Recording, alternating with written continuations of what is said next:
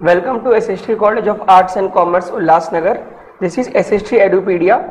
I am Prabhat Singh, Assistant Professor from BCBI Department.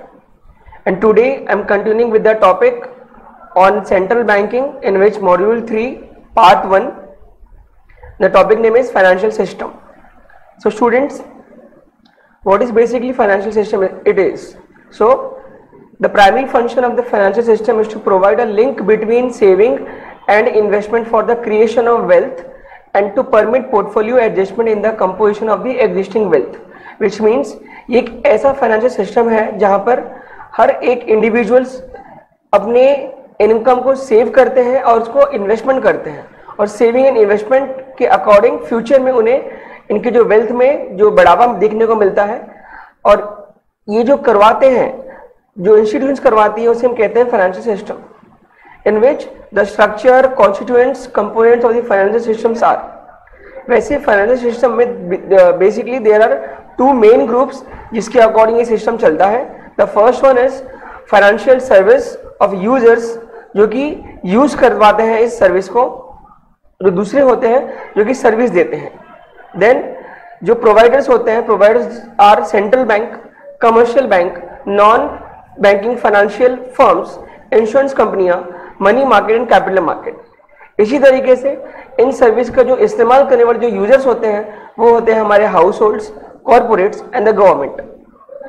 Then आपके सामने एक छोटा सा जो मैंने जो चार्ट बना के देख रहे हैं आप सभी, ये एक पर्टिकुलर सिस्टम का हमारा एक फ्लो चार्ट मेंशन किया गया है जिसमें 3 क्राइटेरिया मेंशन है: financial institutions, financial market and financial instruments. So इन तीनों पर्टिकुलर कंसेप्ट्स को हम एक एक करके हमारे आगे आने वाले स्लाइड्स में देखेंगे। If you talk about financial institutions, हमारे पास banking, non banking and others करके एक जो क्राइटेरिया दिया गया है। Similar to financial markets, we have money market as well as capital market. Money market में we have organised and unorganised market. In the capital market we have primary and secondary market. And when we move to the financial instruments, आपको देखने को मिलेंगे equities, debentures, derivatives and others. So, ये पूरा cover जो flow chart है ये financial system को प्रॉपर तरीके से पिक्चराइज कर पाता है। एंड देन अब हम इंडिविजुअली इन सभी सिस्टम्स को एक एक करके कंटिन्यू करते हैं। So first one is financial institutions. जैसे कि मैंने आपको बताया कि जो इंस्टीट्यूशंस हैं ये मार्केट में सर्विसेज प्रोवाइड करने के लिए बनाई जाती हैं। बेसिकली ये इंस्टीट्यूशंस 2 टाइप की हैं, banking and non banking. Banking institutions का जो मेन फंक्शंस होता है जहां पर ये एक्सेप्ट करते हैं डिपॉजिट को और लोन प्रोवाइड करते हैं उन पर्टिकुलर बिजनेसमैन को जिनको नीड होता है। एंड साथ ही साथ ये क्रेडिट क्रिएशन में भी हेल्प करते हैं मार्केट में। कमर्शियल बैंक जब भी क्रेडिट क्रिएट करती है तो इससे मार्केट का जो मनी सप्लाई है वो बढ़ता है। देन ये मोबिलाइज करते हैं सेविंग्स को through various types of deposits and instruments. If you talk about some various types of deposits, like हमें देखने को मिलेगा saving account, current account, fix deposit, recurring deposit as well. इन साथ ही साथ कमर्शियल बैंक हेल्प करते हैं सेवर्स को to get a good returns on their savings. Let's an example कि फिक्स डिपॉजिट करने वाले जो सेविंग अकाउंट जिनका होता है तो वहां पर उन्हें अच्छे खासे रिटर्न्स देखने को मिलते हैं। At the same time by providing various types of loans in advance, जहां पर ये लोन भी प्रोवाइड करते हैं और एडवांस भी देते हैं जिससे कि मार्केट में जो इनका जो फंड है वो मोबिलाइज हो सके। इसी के करस्पॉन्डिंग अगर हम नॉन बैंकिंग इंस्टीट्यूशंस की बात करें, ये एक ऐसी इंस्टीट्यूशंस होती हैं जो मार्केट में बनाई इसलिए गई है कि जो सिर्फ क्रेडिट प्रोवाइड कर सके, बट ये क्रेडिट को क्रिएट नहीं करते हैं। जिस तरीके से जो बैंकिंग सिस्टम होता है वो क्रेडिट को क्रिएट भी करते हैं और क्रेडिट प्रोवाइड भी करते हैं, but the non banking financial institutions ये सिर्फ क्रेडिट को प्रोवाइड करते हैं। देन अब हम मूव करते हैं the concept called financial market. जैसे कि स्टूडेंट्स, द फाइनेंशियल मार्केट एक ऐसा मार्केट है जहां पर हम फाइनेंशियल एसेट्स को बॉट भी करते हैं एंड फाइनेंशियल एसेट्स को हम सोल्ड भी करते हैं, which consist of money market as well as capital market. So money market एक ऐसा मार्केट है जहां पर हम शॉर्ट टर्म ट्रांजेक्शंस जहां पर डील की जाती है, और वही अगर हम कैपिटल मार्केट की बात करें यहाँ पर हमें medium and long term transaction को हम देखते हैं। If you talk about short term जो है हमारा जो मनी मार्केट है, यहाँ पर जो डिमांड्स है शॉर्ट टर्म कैपिटल की ज्यादा होती है और यहाँ से जो यूजर्स होते हैं like house hold, traders, farmers, even government and the corporates. And इसी के करस्पॉन्डिंग जो सप्लाई साइड है कि इस मनी मार्केट में सप्लायर कौन है, तो यहाँ पर हमें देखने को मिलेगा commercial bank, cooperative banks, mutual funds, insurance companies, money lenders, traders and non banking finance companies. तो इस तरीके से मनी मार्केट शॉर्ट टर्म के लिए होता है, जहां पर हमें लेस देन ए ईयर के अकॉर्डिंग जो भी यूजर से हमारे मार्केट से फंड रेज कर सकते हैं, और साथ ही साथ जो सप्लाई साइड है वो मार्केट में इन्हें फंड को प्रोवाइड भी कर पाते हैं। Then if we talk about capital market, it consists medium and long term funds ये प्रोवाइड करते हैं। यहाँ पर हमें टोटल 3 तरीके के मार्केट देखने को मिलेंगे। The first one is financial institutions like banks, development financial institutions, वो इंस्टीट्यूशंस होती हैं like IDBI। The third is insurance companies like GIC and LIC। The next is primary market, the market for new issues, which means जिस तरीके से आज के समय में आपको देखने को मिलता है बहुत सारी कंपनीज बॉम्बे स्टॉक एक्सचेंज में अपने आप को लिस्ट करवाना चाहती है, so they have to enter into a primary market. So इस प्राइमरी मार्केट के द्वारा उन्हें IPO के द्वारा मार्केट में आना पड़ता है।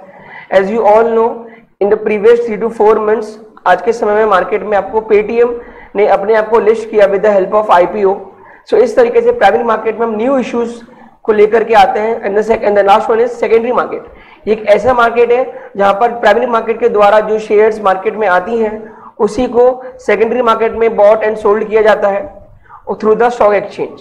सो currently in India we use the stock exchange in the consist of Bombay stock exchange as well as national stock exchange. Then the primary market fresh capital को मार्केट में डायरेक्टली पहुंचाती है। वही अगर हम बात करें सेकेंडरी मार्केट की, ये इनडायरेक्टली तरीके से मार्केट में शेयर्स को, डिवेंचर्स को मार्केट में एंटर करवाते हैं। एंड ये भी देखते हैं कि जो मार्केट है वो सेवर्स को इन्फ्लुएंस करता है कि वो मार्केट में शेयर्स एंड डिवेंचर्स को बाय करें, एंड प्रोवाइड करते हैं access to all the investors to get the source of funds. और ये एक तरीके से इंटरमीडिएट का काम करते हैं between the सेवर्स and investors. Then students, we continue with the financial instruments as well. ये एक ऐसा इंस्ट्रूमेंट है जहां पर हम हमारे सेविंग्स को मोबिलाइज करते हैं एंड उन्हें एलोकेट करते हैं प्रोडक्टिव यूजेस में, जिसके अकॉर्डिंग हमें बेनिफिट मिल सके। और they refers to the financial assets और securities in the form of claims on futures income, which means जब भी एक इंडिविजुअल और कॉर्पोरेट जब वो चाहते हैं कि फ्यूचर में उनके इनकम को इंक्रीमेंट मिले, तो ऐसे में वो short term, medium term and long term तरीके से सिक्योरिटीज में इन्वेस्टमेंट करते हैं, and those investments will help the individual और corporate people to get a better return. तो ऐसे में हम इन्वेस्टमेंट कहाँ कहाँ कर सकते हैं? So we invest in equity, debentures, government securities, mutual funds.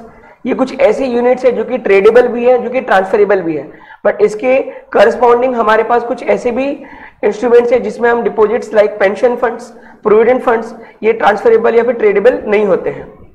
And साथ ही में various instrument like primary and secondary market, ये आज के समय में सेवर्स के लिए और इन्वेस्टर्स के लिए बहुत बड़ा अपॉर्चुनिटी है, जिसके द्वारा बहुत सारे सेवर्स और इन्वेस्टर्स फंड्स को प्रॉफिटेबल तरीके से फ्यूचर में वो बेटर रिटर्न्स ले सकते हैं।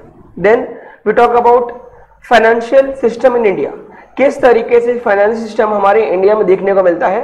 सो in this part 1 we will continue with the money market, and in our second part we continue with our capital market. So let's continue with the money market. So it refers to the mechanism by which funds are transacted for a shorter period of time. जैसे कि मैंने आपको बताया कि money market एक ऐसा instrument और एक ऐसा मार्केट है जहां पर हम शॉर्टर पीरियड के लिए इन्वेस्ट करते हैं और विद इन 1 ईयर हमें उनका रिटर्न देखने को मिलता है.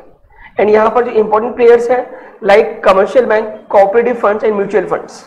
जो लीडर है मार्केट में इस मनी मार्केट का वो है central bank. The present money market हमारे आज के समय में काफी ज्यादा डेवलप है. बिफोर इंडिपेंडेंस वो उतना डेवलप नहीं था. At present, Indian money market is said to be the most advanced one amongst the money market of the developing countries. अगर हम देखें one of the developing country जो कि आज के समय में हमारी आसपास में जितने भी जो कॉन्टिनेंट्स हैं तो उन सारे डेवलपिंग कंट्रीज में उसके अकॉर्डिंग हमारा जो इंडियन मनी मार्केट है वो काफी ज्यादा एडवांस है. Then we talk about the structure, किस तरीके से मनी मार्केट का इंडिया में स्ट्रक्चर देखने को मिलता है.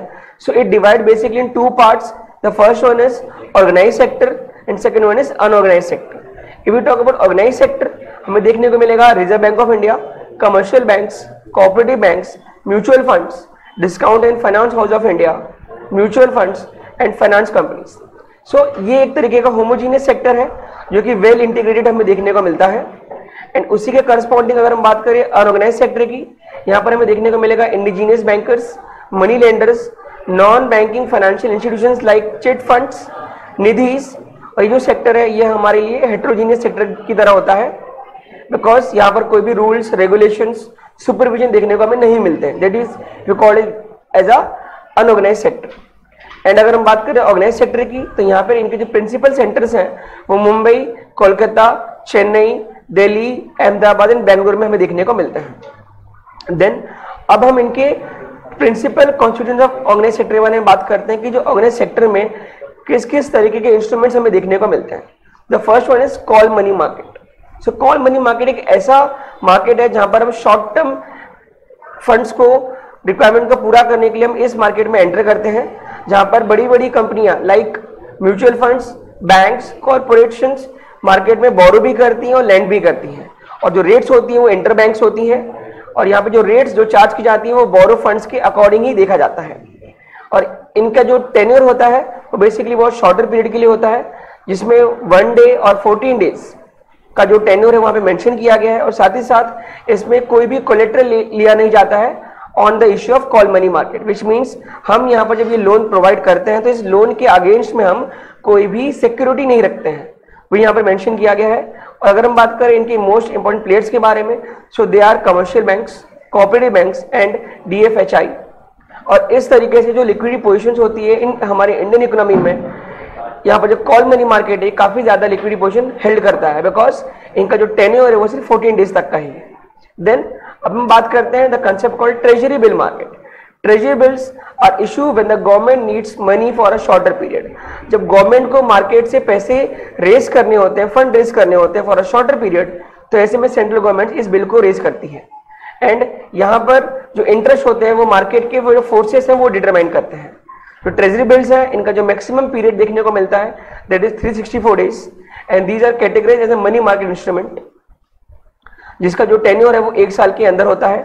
एट प्रेजेंट जो ट्रेजरी बिल है वो 3 अलग अलग मैच्योरिटीज में देखने को मिलता है. The first one is 91 day, then 182 day, then 364 day. But in 1997 government उस समय 14 डेज का भी इमीडिएट ट्रेजरी बिल्स बनाती थी, बट एट प्रेजेंट हमें सिर्फ 3 ही देखने को मिलते हैं. देन अब हम बढ़ते हैं हमारे थर्ड कंसेप्ट की तरफ, which is commercial bill. Commercial bill एक तरीके का शॉर्ट टर्म बिल होता है जो कि नेगोशिएबल है और सेल्फ लिक्विडेटिंग इंस्ट्रूमेंट्स हैं, और जिसमें हमें जो रिस्क है वो काफी कम देखने को मिलता है. और ये एक तरीके से it enhance the liability to make a payment in a fixed date when goods are bought on credit.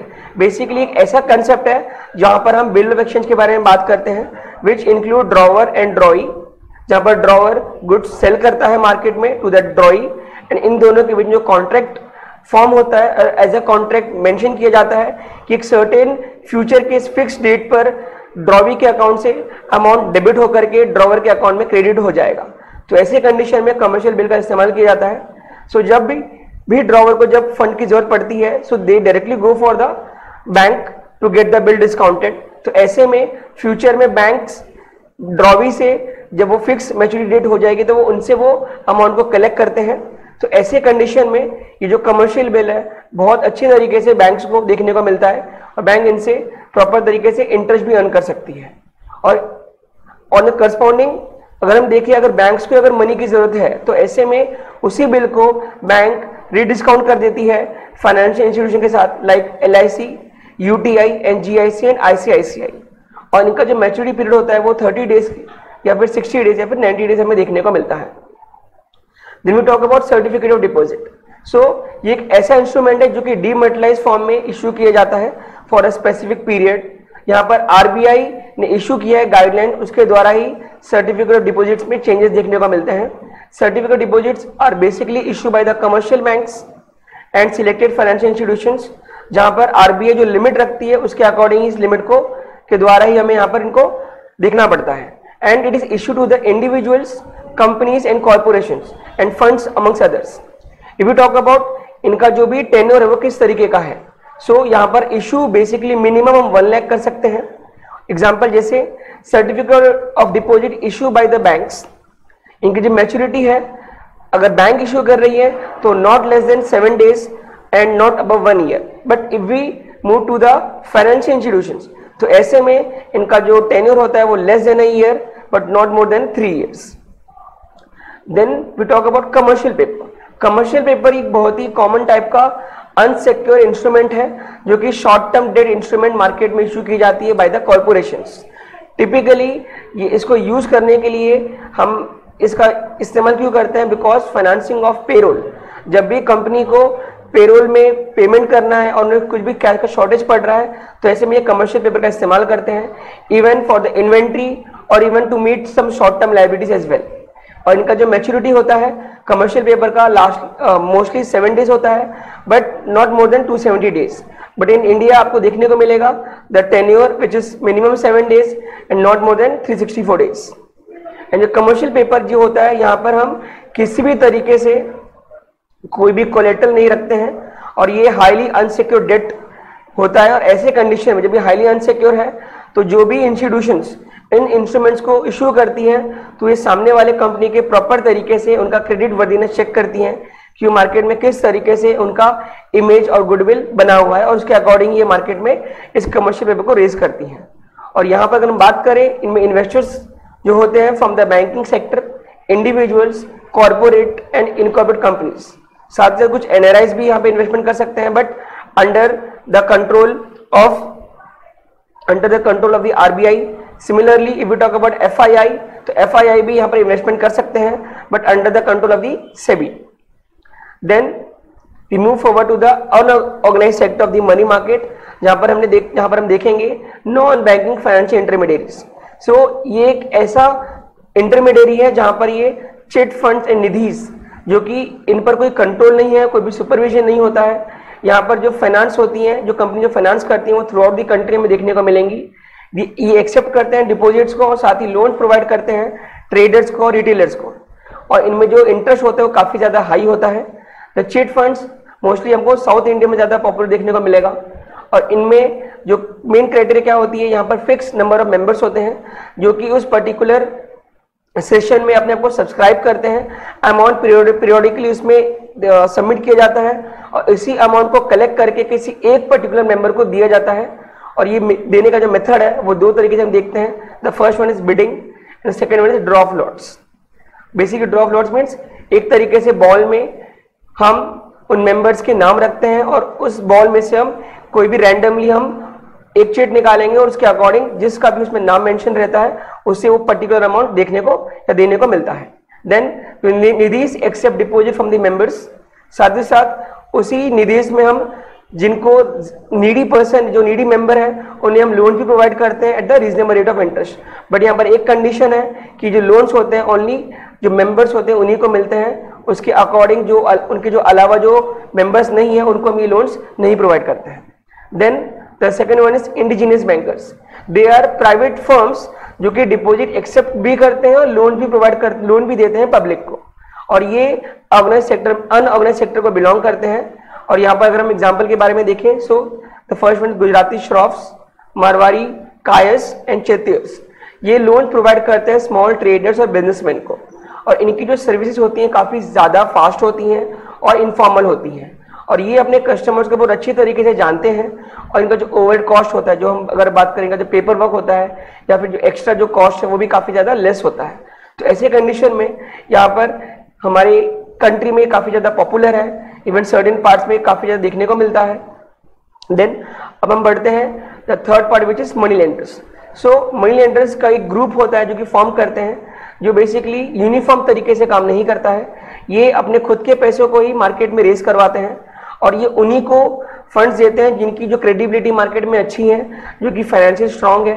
ये उनको फंड प्रोवाइड नहीं करते हैं like poor farmers, artisans, small traders and workers, because इनके जो चार्जेस होते हैं काफी ज्यादा हाई होते हैं।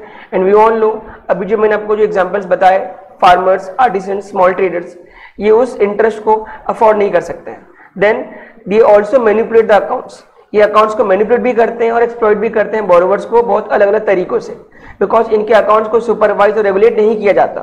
तो ऐसे में गवर्नमेंट ने भी अपने तरीके से कुछ लेजिस्लेशन पास किए हैं, बट इनका कुछ ज्यादा इम्पैक्ट इन मनी लेंडर्स पे देखने को नहीं मिलता है।